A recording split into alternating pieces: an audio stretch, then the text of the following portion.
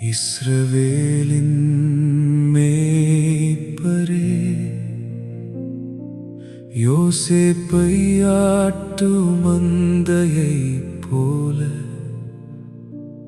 நடத்துகிறவரே, செவிகொடும். கேருபீன்கள் மத்தியில் வாசம் பண்ணுகிறவரே, பிரகாசியும். எப்பிராயீம், பென்யமீன், மனாசே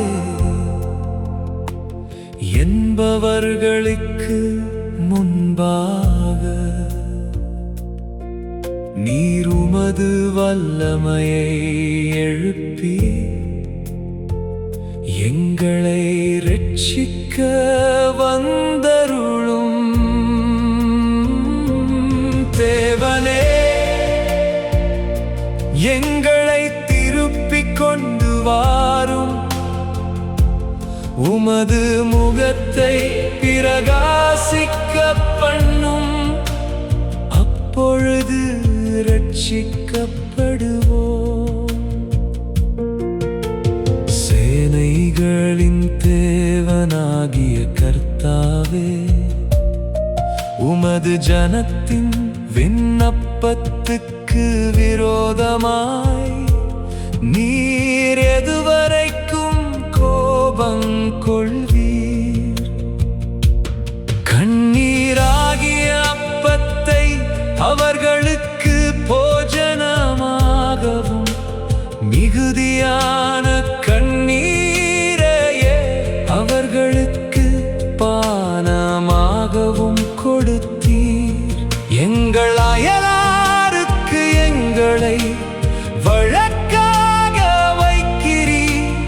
எங்கள் சத்துருக்கள் எங்களை பரியாசம் பண்ணுகிறார்கள். சேனைகளின் தேவனே, எங்களை திருப்பிக் கொண்டு வாரும். உமது முகத்தை பிரகாசிக்க பண்ணும். அப்பொழுது இரட்சிக்கப்படுவோம்.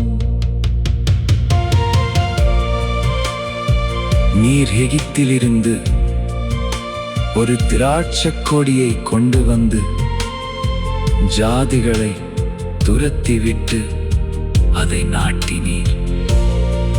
அதற்கு இடத்தை ஆயத்தப்படுத்தினீர். அது வேரூன்றி தேசமெங்கும் படர்ந்தது.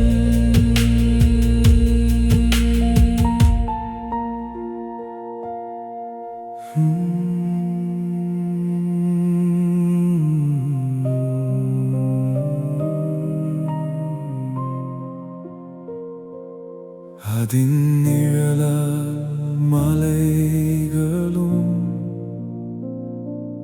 அதின் கிளைகளால் திவ்யமான கேதுருக்களும் மூடப்பட்டது. அது தன் கொடிகளை சமுத்திரமட்டாகவும், தன் கிளைகளை நதிமட்டாகவும் படரவிட்டது. இப்பொழுதோ வழி நடக்கிற யாவரும் அதை பறிக்கும்படியாக அதன் அடைப்புகளை ஏன் தகர்த்து போட்டீர்? காட்டுப்பன்றி அதை உழுது போடுகிறது. வெளியின் மிருகங்கள் அதை மேய்ந்து போடுகிறது. சேனைகளின் தேவனே, திரும்பி வாரும். வானத்திலிருந்து கண்ணோக்கி பார்த்து இந்த திராட்சைச் செடியை விசாரித்தருளும்.